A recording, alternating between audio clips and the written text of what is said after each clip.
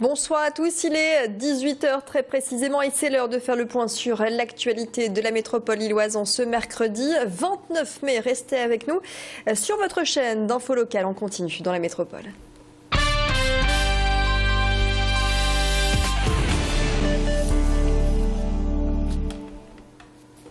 Et l'info du jour, c'est bien sûr cette arrestation, celle de Redouane Faïd, l'évadé le plus recherché en France. Il est arrivé cet après-midi sous bonne escorte au palais de justice de Lille.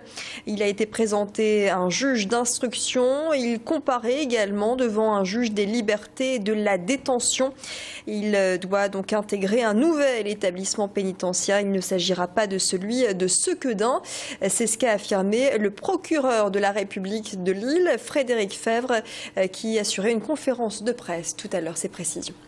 Il a été donc ce matin pris en charge et il est présenté cet après-midi au juge d'instruction de la juridiction interrégionale spécialisée aux fins de mise en examen par celui-ci. Ensuite, il comparaîtra devant le juge des libertés et de la détention et bien évidemment, je requiers un mandat de dépôt à son encontre.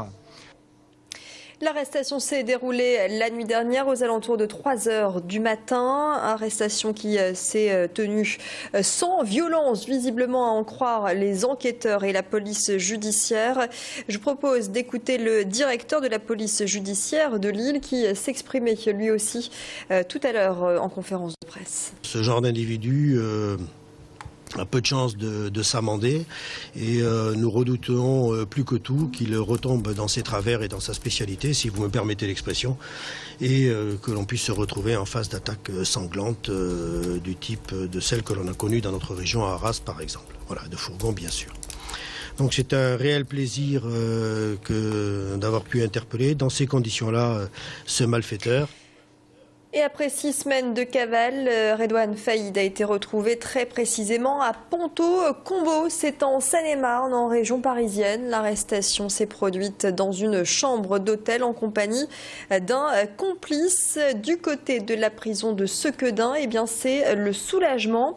Le 13 avril dernier, souvenez-vous, Redouane Faïd faisait usage d'armes à feu et d'explosifs pour prendre en otage 4 surveillants et s'évader. Une fuite violente et qui a laissé des traces, qui a en tout cas marqué les esprits. Ces événements ont poussé les syndicats à réclamer des moyens supplémentaires pour assurer la sécurité de l'établissement et du personnel.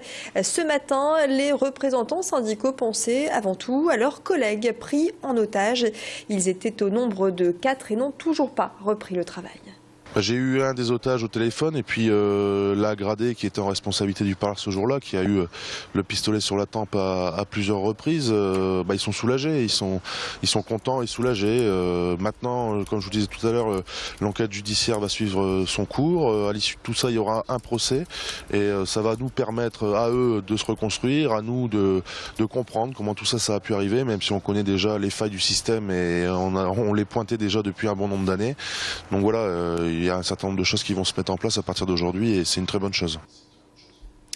1000 personnes rassemblées à Wattrelos cet après-midi pour une marche blanche en hommage à Mounir, Ludovic, Azedine et Yacine. Tous les 4 sont décédés le week-end dernier dans l'incendie d'une friche industrielle. 4 amis âgés de 18 à 22 ans et qui ont été pris au piège des flammes qui se sont rapidement propagées alors qu'un feu avait été allumé pour se réchauffer. Ce drame relance la sécurisation des friches industrielles. Il faut savoir que la région Nord-Pas-de-Calais concentre la moitié des friches en France.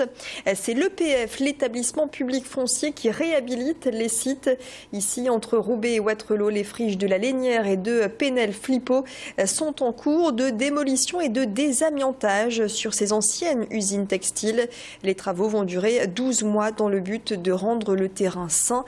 5 à 8 hectares sont concernés et du côté de l'élu en charge de l'EPF, eh bien forcément le recueillement est également d'actualité après ce drame le week-end dernier. L'accident de Wattrelos est pour nous quelque chose qui a bouleversé tout le monde et qui ne laisse personne indemne. y compris dans la façon dont on pourrait faire encore et toujours mieux, parce que là, nous sommes nous-mêmes bouleversés et nous avons conscience de la responsabilité que nous avons à prendre toutes les mesures qui puissent être prises. Et nous tirons tout enseignement pour parfaire encore la façon dont nous intervenons sur les sites. Allez, 18h passées de 5 minutes, beaucoup plus léger. On va partir du côté de Wascal où une course originale se prépare pour la bonne cause tout de même. Ce sera dimanche, une course de lit.